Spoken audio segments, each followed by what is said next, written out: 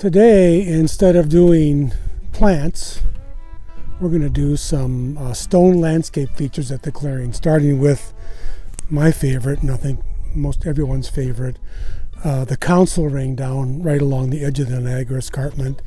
This was built by Jensen and family and friends in 1925, and he picked just a wonderful spot for this right along the edge with Ellison Bluff in the background. You can't see it today, but across Green Bay, 16 miles, is Upper Michigan.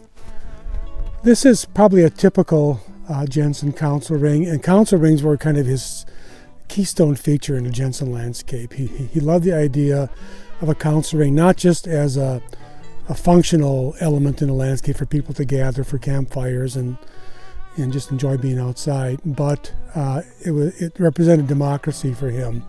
He came from Denmark, and when he was growing up, Denmark was occupied by Germany. So he grew up not knowing what true freedom was, and he came to America in 1884. He discovered democracy, and he felt that in a circle like this, everybody was equal. Nobody in front of anybody else, nobody above anybody else, all equal in a circle. He didn't invent this concept. All Native people everywhere had some kind of a council circle or council ring like this, but he really adopted it as a feature that he included in almost all of his landscape projects. And this one was built in 1925, and it's just a favorite place for people to come and gather day or night, but at night for campfires when they're at the clearing.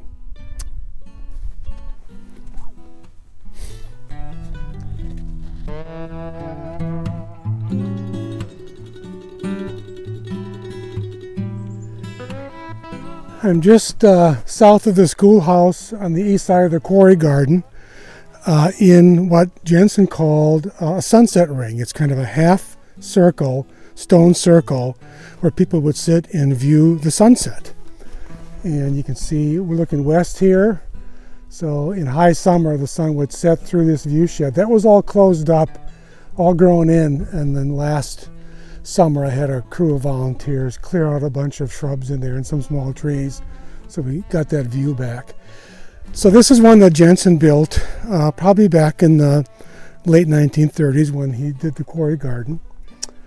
And by the way, this sunken area is called the quarry garden because that's where they quarried the stone to build the schoolhouse in 1938.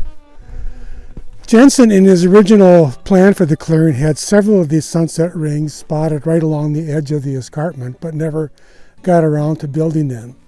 And over the course of the last, since I've been here 22 years, we built 5, and there was one here already when I came here, built I think in the 1990s sometime, all of them built by university landscape architecture groups when they're here in spring. And then the latest one that's not quite finished yet, right at the top of the stairs going down to the beach, is being built by our volunteer crew. So there are a whole series of these sunset rings along the edge now of the escarpment, but this is the original one that Jensen and his students would have built back in his time here. Sunset ring.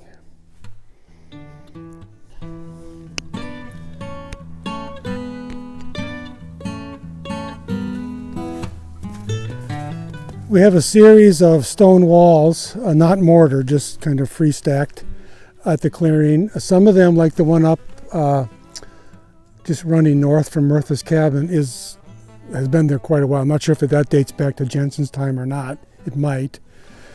And one right behind us here that goes back. And then there's one between the west dorm and the dining room that's been there a long time.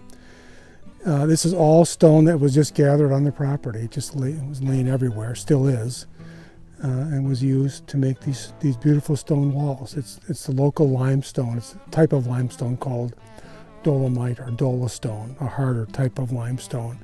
And that's the bedrock that forms the basin underneath Door County and the Niagara Escarpment. That edge that tilted up over geologic time is this same stone.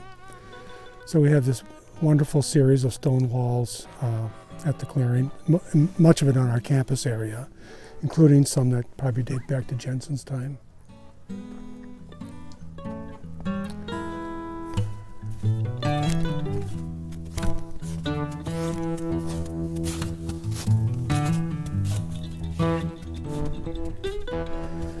This larger, much larger stone circle than the council ring that we were at just before looks like a big council ring, and that's kind of how it functions today, because there is now a little fire ring in the middle too.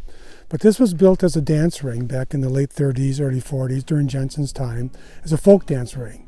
And legend has it that he built it for Sybil Shearer, who was a famous modern dancer of that time and who Jensen knew. And Sybil came up a number of times and danced for the students and for Jensen.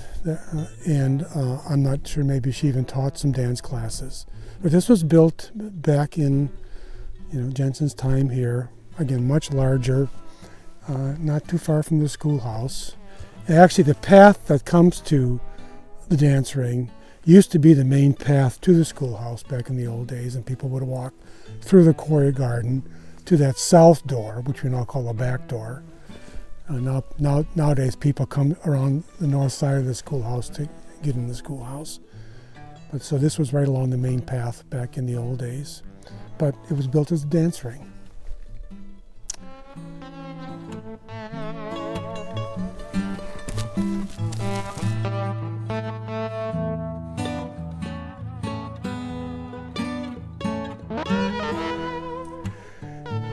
We're out in the middle of the Homestead Meadow looking at our stargazing ring that was built in 2011 by our University of Minnesota landscape architecture student intern, Court Edom. I had seen one of these bermed stargazing areas at Crossroads at Big Creek back in the early 2000s, and I always thought that would be a nice thing to add at the clearing. So we finally got around to it in 2011, and Court did a beautiful job. He hid a time capsule in here somewhere. I'm not sure where it is or what's in it. But it's just a place for people to sit facing out. It's like a council ring in reverse. You sit facing out and you lean back on that berm to look at the stars. So many people who come to the clearing come from urban areas and don't ever really see good stars, and they see them in Door County. So it's a nice added feature for people to enjoy on starry nights, the stargazing ring.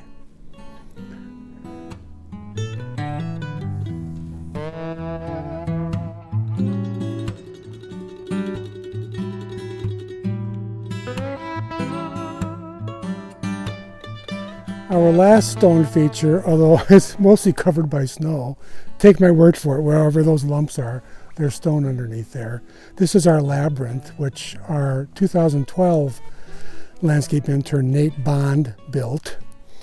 A couple years previous to that, we had mowed on the recommendation of Beth Coleman, who's one of our longtime instructors.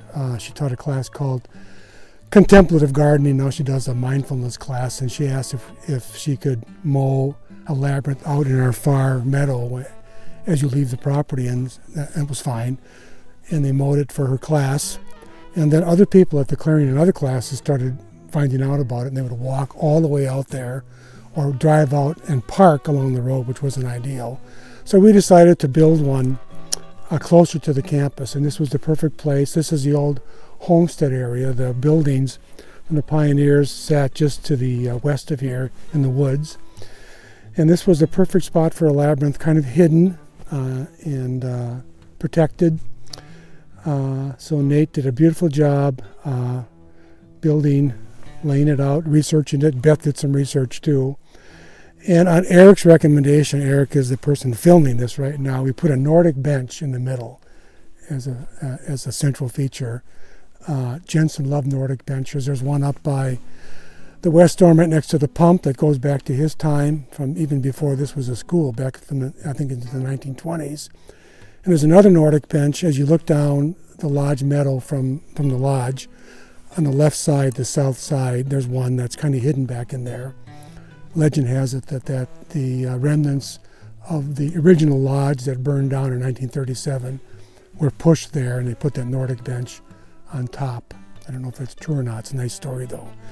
But this is our most recent Nordic bench that marks the center of our labyrinth, which has become a very popular feature at the clearing.